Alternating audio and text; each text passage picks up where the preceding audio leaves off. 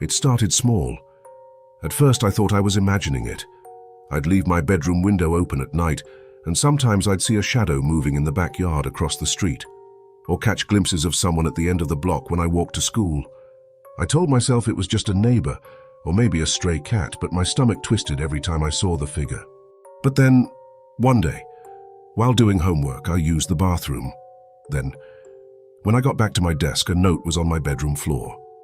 "You're beautiful when you think no one's looking." I froze, my pencil hovering over my notebook. My little brother was in the living room, but he was too young to understand. I crumpled it up and threw it in the trash, thinking maybe it was a prank, one of the older kids from school. But the handwriting, so small, neat, deliberate, felt deliberate. The next day at school, I started noticing strange things. A boy I didn't know following me through the hallways, always keeping a few steps behind, never speaking, just watching. I tried ignoring him, blending into groups of friends, but every time I turned a corner, he'd be there, watching, smiling slightly. One afternoon, I ran into my best friend, Jenna, by our lockers. "Hey, did you notice that guy hanging around today?" she asked, frowning. "What guy?" I tried to act casual. "Seriously? The one at the end of the hall in the corner. He's been staring at you all week." I swallowed hard. I guess I didn't notice. Jenna looked skeptical. "You need to be careful. Something about him isn't right." I told myself she was exaggerating. I wanted to believe it was harmless. But that night, while scrolling through my phone, I noticed a shadow move past my window. My room faces the street, and the street was empty.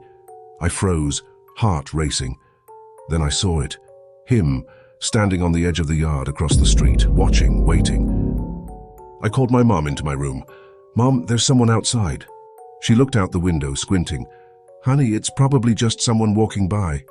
But I knew better. The stalking escalated. Notes became frequent, sometimes shoved through the mailbox slot. "You smiled at him today. I like it when you smile. Don't let anyone touch your hair, it's mine to look at." I stopped leaving the house whenever I could. My parents thought I was just being moody, a normal teenage thing, but every step outside felt like walking through a gauntlet. I couldn't concentrate in class.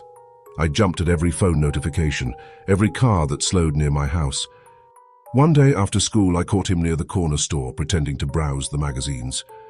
When I looked up, our eyes met. He smiled, a slow, deliberate smile that made my skin crawl. I bolted.